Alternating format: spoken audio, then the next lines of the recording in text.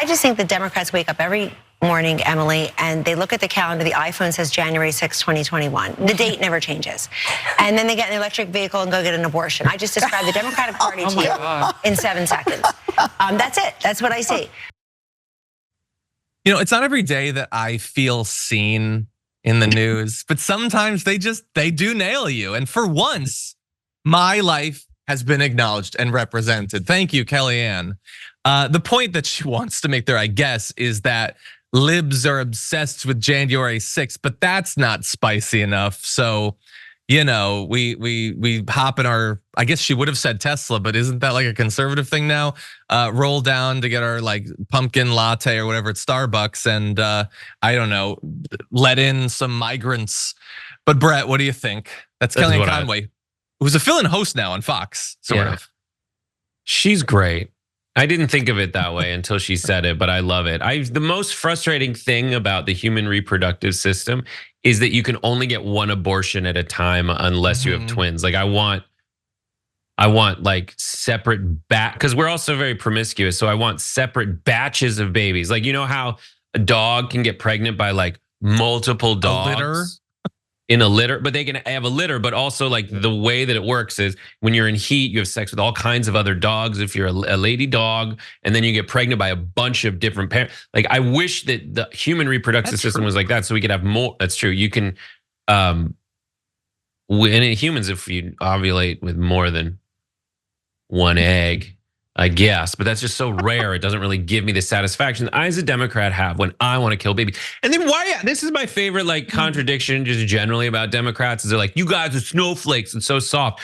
And also you murder babies. Like how savage is that? Crazy. You just were like that is what, like that is on like Ivan the Terrible level of like bodies on spikes at the gates. Like we rip babies out of the women's bodies and murder them.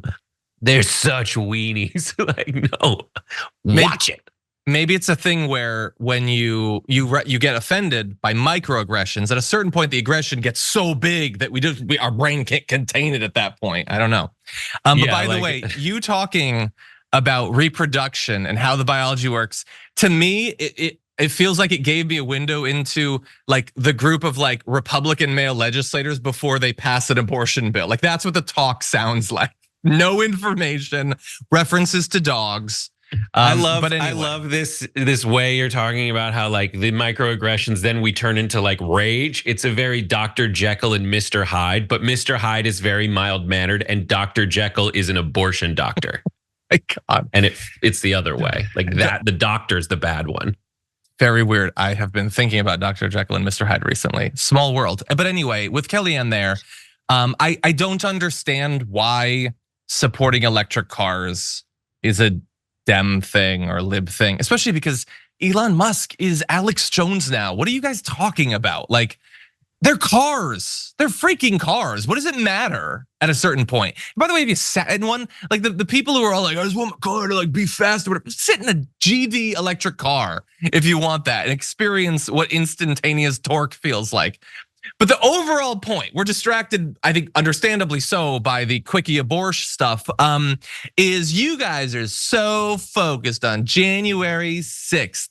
That's old news. Well, you know what's older news? The 2020 election, you guys can't stop talking about how that was stolen from you. So we're not the only ones who are focused on something that happened before. And by the way, maybe there's a reason we're focused on it. Maybe it's that the guy who did the coup is running again.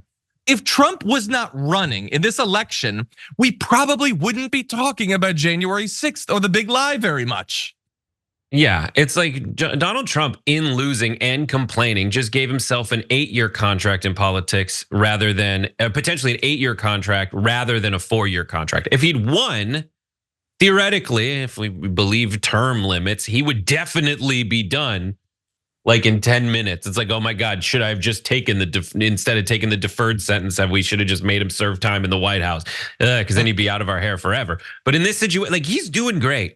Trump's doing great. He gets to complain. He gets to be on TV. He gets to allow us to watch debates full of giant losers. And he doesn't even need to be there to win the debates. Like he's doing fine. Stop complaining. But this really is like Kellyanne Conway's doing the it's not that bad argument about January 6th because this is another tactic in the what's going on, how are they doing it kind of thing, where they say January 6th, stop complaining about it. That's just like how you guys want electric cars. Those things are now in her word cloud. And everybody watch my Rebel HQ video this week because I kind of I kind of outline this exact dynamic where with what they did with the Christmas video that Jill Biden released. It started with, all right, everybody, here's people dancing to Christmas music that's jazzy. And then the Stephen Miller and Laura Ingraham turned that into, these freaks want to kill America. They're anti-Christian. These people who just made a Christmas video that's delightful, they hate Christmas. Yeah, they're dressed like background people in the Nutcracker.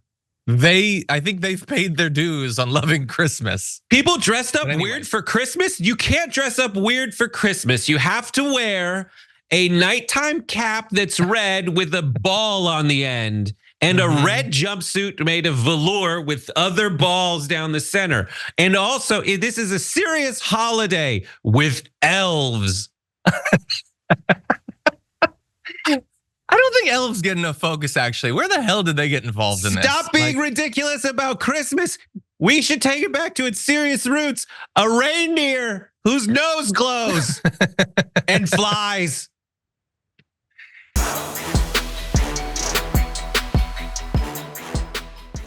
Check out the Damage Report podcast each day, wherever you get your podcasts, whether Pocket Casts or Stitcher or iTunes.